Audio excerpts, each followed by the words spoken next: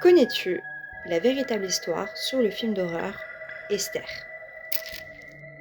Esther est un film réalisé par John Collet Serra, sorti le 30 décembre 2009 au cinéma. Derrière l'histoire de cet adulte, caché dans un corps d'enfant, se cache une réalité encore plus glaçante. Ce long métrage raconte l'histoire d'un couple qui perd leur enfant et jure un coup de cœur pour cette petite à l'orphelinat. Mais une fois arrivée au domicile, les choses ne se passent pas comme prévu. La mère observera des attitudes étranges de la part d'Esther.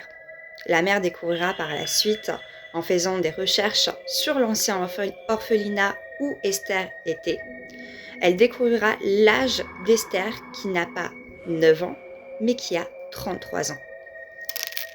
Cette histoire est tirée d'une histoire vraie, celle de l'affaire Kourim. En 2007, un homme capte des images de caméras de surveillance des voisins. Dessus, il y avait 2 petits garçons, négligés dans une maison de Kourim, en République tchèque. Victimes de la maltraitance, les autorités décident de les retirer de la garde de leur mère, Klára Moerrová. Avec eux, les autorités récupèrent Anna, une jeune fille de 13 ans. Les policiers placent ensuite les 3 enfants dans un foyer, mais Anna s'enfuit rapidement de l'établissement. Une enquête révèle plusieurs détails troublants. Elle n'est pas la fille de Klára, elle n'a pas 13 ans, mais 33 ans.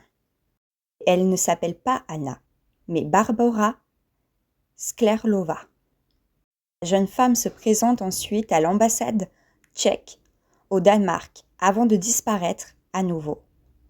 Et que plusieurs mois plus tard qu'elle est retrouvée en Norvège, faisant passer cette fois-ci pour un petit garçon prénommé Adam. La jeune femme s'était tendue le crâne et avait aplati sa poitrine, trompant ainsi pendant 4 mois ses professeurs et les services sociaux. La jeune femme est finalement arrêtée en Norvège le 5 janvier 2008 et extradée vers la République tchèque.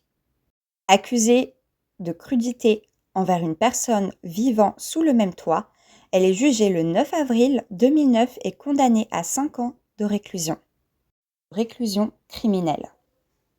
Cette affaire judiciaire n'a jamais révélé tous ses secrets.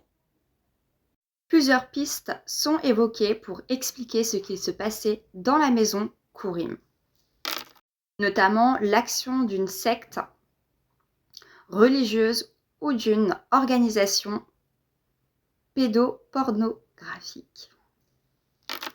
Ça a permis de comprendre qui était réellement Barbora Sklerlova, ni pourquoi elle a changé plusieurs fois d'identité.